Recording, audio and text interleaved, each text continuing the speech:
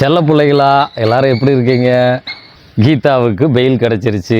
வெளியே வந்து ஒரு வீடியோவும் போட்டாச்சு. வீடியோ முழுக்க அழாத குறையா ஒரே புலம்பல் தான்.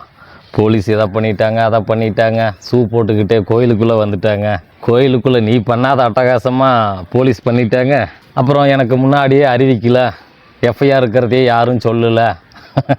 உன் மேலே எஃப்ஐஆர் போட்ட விஷயத்த போலீஸ் சொல்லலை, வக்கீலும் சொல்லலை. நீ கட்டி பிடிச்சி தூங்குறையே, அந்த கடவுள் ஏன் வந்து உங்கள்கிட்ட சொல்லலை? அது ஏன் மறைச்சது? அடுத்த முதல்வர் விஜய் தான் அப்படின்னு சொன்ன அந்த சாமி, இதை நான் சொல்லப்பா, எனக்கு அருள் வந்து சொல்லிச்சு அப்படின்னு சொன்னையே. அப்போது உன் மேலே எஃப்ஐஆர் போட்டு நீ கைதாக போகிற, சிறைக்கு போக போகிற அப்படிங்கிற விஷயத்த அந்த சாமி ஏன் கீதா மறைச்சது? அப்போ இவ்வளோ நாளாக அருள்வாக்குங்கிற பேரில் ஏமாற்றி தின்னதை உன் வாயாலேயே ஒத்துக்கிட்ட பார்த்தியா? உன் மேலே இன்னொரு எஃப்ஐஆர் ஆகிருக்கு கீதா உள்ளே இருக்கும்போது. இதையெல்லாம் போலீஸ் மறைச்சிருப்பாங்க. உனக்கு நான் உதவி பண்ணுறேன். ஏன்னா போலீஸ் எப்பவும் நமக்கு எதிராக தான் வேலை பார்க்குறாங்கல்ல. இதை தான் நானும் ரொம்ப வருஷமாக சொல்லிக்கிட்டு இருக்கிறேன். எந்த ஒரு புகாரை கொண்டு போய் கொடுத்தாலும் சரியான நடவடிக்கை இல்லை, ரொம்ப காலதாமதப்படுத்துகிறாங்க. பாரேன், உன் மேலே நான் ஒரு புகார் கொடுத்தேன். எப்போ?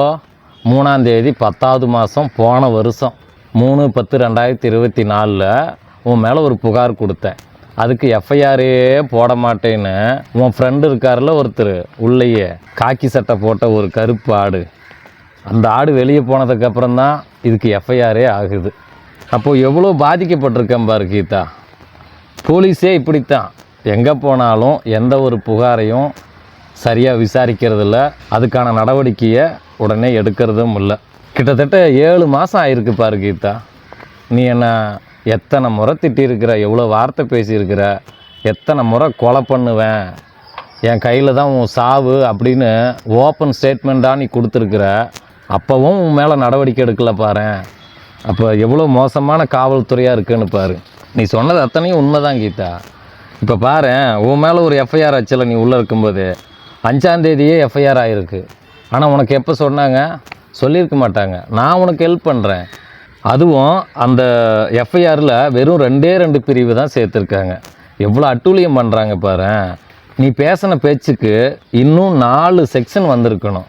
அது எதுவுமே இதில் குறிப்பிடலை. வெறும் 2 செக்ஷனை மட்டும் போட்டு டம்மியாக ஒரு எஃப்ஐஆரை கொடுத்துருக்குறாங்க. இதை நமக்கு தெரிஞ்ச வழக்கறிஞர்கிட்ட எல்லாம் கேட்டேன். அது சார்ஜ் ஷீட்டு போடும்போது கூட சேர்த்துக்குவாங்க. இப்போதைக்கு இது ஒன்றும் பண்ண முடியாது, விடுங்க. அப்படி சேர்க்கலைன்னா கோர்ட்டில் சேர்த்தாக்கணும் அப்படின்னு சொல்லியிருக்கிறாங்க. இப்படி போலீஸ் வந்து எந்த வேலையும் சரியாக செய்கிற மாதிரியே தெரியல கீதா. நீ திட்டினதெல்லாம் தப்பே இல்லை, இன்னும் நல்லா திட்டு. அதான் சொல்லியிருக்கிய, அந்த வீடியோவை நான் இப்போதைக்கு ப்ரைவேட்டில் தான் போட்டு வச்சுருக்கேன், எப்போ வேணுமோ அப்போ ரிலீஸ் பண்ணுவேன்னு சொல்கிறேன். அப்படின்னா என்ன அர்த்தம்? நான் எதையும் தப்பாக பேசலை அப்படின்னு சொல்கிறேன்.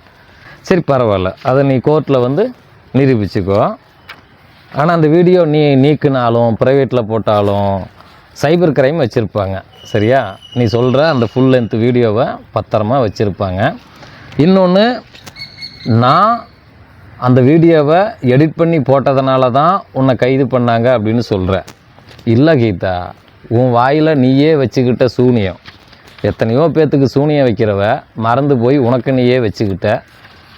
அதனால தான் நீ கைதாகியிருக்க. நான் ஒன்றும் பண்ணலை. அந்த இடத்துல நான் எதையும் பேசலை. நீ பேசுனதை கட் பண்ணி போட்டிருக்கேன். எது வேணுமோ அதை மட்டும் கட் பண்ணி போட்டிருக்கிறேன். சரி, உன் மேலே எஃப்ஐஆர் ஆகிருக்கு அப்படின்னு சொன்னல. 5/6/2025 குளத்தூரில் ஒரு எஃப்ஐஆர் ஆகிருக்கு. 7 மாதம் கழித்து எஃப்ஐஆர் ஆகிருக்கு. உனக்கு வந்து கோர்ட்டு வந்து மேட்டூர் கோர்ட்டு தான். நம்ம ஊருக்கு நீ வரப்போகிற. அதுவும் இதுக்கு முன்னாடி வந்திருக்க 2-3 தடவை என்னை தேடி வந்திருக்கிற அடியாட்களோட என்னை கொலை பண்ணுறதுக்கு. ஆனால் அந்த ஏரியாவில் இல்லை. ஆனால் இந்த தடவை நீ வாய்தாவுக்கு வரும்போது கண்டிப்பாக மேட்டூரில் இருப்பேன். நம்ம 2 பேரும் சந்திக்கலாம். நீண்ட நாள் கனவு இல்லையா உனக்கு? உன்னை நான் நேரில் சந்தித்தா அந்த இடத்துலையே மாலையை போட்டுருவேன்னு சொல்லியிருக்கிறேன். வா கீதா, மாலையோடு வா, மேட்டூரில் சந்திக்கலாம். எஃப்ஐஆர் போட்டிருக்காங்க. அந்த எஃப்ஐஆரில் செக்ஷனையும் சரியாக சேர்த்தாமல் இருக்காங்க. இதையும் இந்த கொளத்தூர் காவல் நிலையத்தில் போய் கேட்டு வாங்கிக்கோ. வெறும் 2 செக்ஷன் தான் போட்டிருக்காங்க, அதுவும் ரொம்ப டம்மியாக இருக்குது. இந்த செக்ஷன் எல்லாம் போதாது, அதை நீ கேட்டு வாங்கிக்கோ. ஏன்னா போலீஸ் செய்கிற எந்த வேலையும் சரியில்லை கீதா. அதனால தான் நம்மளே கேட்டு வாங்கிக்கணும். போலீஸுக்கு ஒன்றும் தெரியாது என்னென்ன செக்ஷன் வரும் அப்படின்னு. கொண்டு போய் எழுதி கொடுத்து அந்தந்த செக்ஷனை வாங்கிக்கோ. போலீஸை நம்பாத கீதா. போலீஸ் எல்லாம் இப்படி தான் அரைகுறையாக எஃப்ஐஆர் போடுவாங்க. சரியா? இப்போ கேட்டு வாங்கிக்க என்ன.